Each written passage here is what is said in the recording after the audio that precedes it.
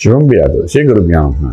తులారాశి వారికి జనవరి 15వ తారీఖు నుండి 31వ తారీఖు వరకు ఏ విధంగా ఉందనే విషయాన్ని మనం విశేషం తెలుసుకోవడం ప్రయత్నం చేద్దాం.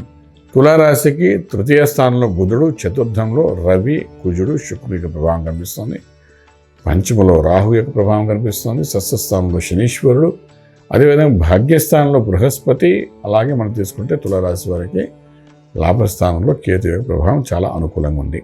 ఒక రకంగా చెప్పాలంటే తులారాశి వారికి గ్రహాలన్నీ అనుకూలంగా ఉన్నాయని చెప్పచ్చు. ఏ భావంలోకి వెళ్ళినా ఆ భావంలో అనుకూలమైన పరిస్థితి ఏర్పడుతుంది కాబట్టి భయపడాల్సిన అవసరం లేదు. తులారాశి విశేషంగా ఉద్యోగరీత్యా చేసే ప్రయత్నాల్లో సక్సెస్ఫుల్ అవుతారు. అలాగే వ్యాపారంలో కూడా కొత్త వ్యాపారాన్ని ఆరంభించడం ప్రయత్నించండి. సంతకాలు పెట్టండి, డెఫినెట్గా సక్సెస్ఫుల్ అవుతుంది. MOU మెమోరాండం ఆఫ్ అండర్స్టాండింగ్ కింద రాసుకోండి, అగ్రిమెంట్స్ చేసుకోండి. అది real estate, construction, steel, cement, ఐరనే కాకుండా మైన్స్, స్టోర్స్ సంబంధించిన వ్యాపారాలు, crude oil, petrol bunks, wine shops, వీటి కూడా అగ్రిమెంట్స్ ఏమైనా రాసుకోవాలంటే రాసుకుంటూ ముందుకు వెళ్ళడం ప్రయత్నం చేయండి. ఏదో సక్సెస్ఫుల్ లైఫ్ అనేది స్టార్ట్ అవుతుంది. శుభమైన పరిణామాలు చూడేసే అవకాశాలు బాగానే కనిపిస్తున్నాయి. ఇంపోర్ట్ ఎక్స్పోర్ట్ వ్యాపారం అనుకూలంగానే విద్యార్థులు విదేశాలకు వెళ్ళి చదువుకోవాలనుకున్న వాళ్ళకి చక్కటి అనుకూలం కనబడుతుంది. అంతా పాజిటివ్గానే కనబడుతుంది కాబట్టి ప్రయత్నం లోపల లేకుండా చేసుకోండి. అలాగే వివాహ వ్యవస్థకు వచ్చినప్పుడు శుభమైన వార్తలు వింటారు. వివాహ వ్యవస్థలు అనుకూలంగా కనబడుతున్నాయి. వివాహం కాని వాడికి జరుగుతుంది. లాంగ్ లాస్టింగ్ పెళ్లి కాకుండా ఉన్న వాళ్ళు కూడా జరుగుతాయి.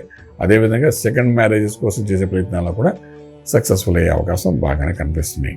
అలాగే గృహప్రవేశము, శంకుస్థాపన, భూమి పూజ ఇటువంటి కార్యక్రమాలు కూడా పాల్గొంటారు. అంతా అనుకూలంగానే ఉంది, ఏమాత్రం భయపడక్కలేదు తులారాశి వారికి.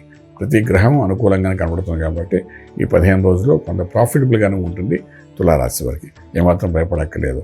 ఇక మనం ఆలోచించుకోవాల్సిన విషయం ఏమిటంటే తృతీయ స్థానంలో మనకు బుధుడు, చతుర్థంలో రవి, కుజుడు, శుక్రుడు ఉన్న పంచములో మనకు రాహు ఉన్నప్పటికీ కూడా ఈ రాహు పంచములో ఉన్న రాహు ఏంటంటే పిల్లల ద్వారా కొంచెం ఒత్తిడి తీసుకొచ్చే అవకాశాలు ఉంటుంది కాబట్టి పిల్లల ద్వారా ఏదైతే ఒత్తిడి వస్తుందో దాన్ని అధిగమించి ఆరోగ్యంగా ఉండడానికి చేసే ప్రయత్నంలో భాగంగా మీరేంటంటే శివారాధన చేయడం చాలా అవసరం పడుతుంది.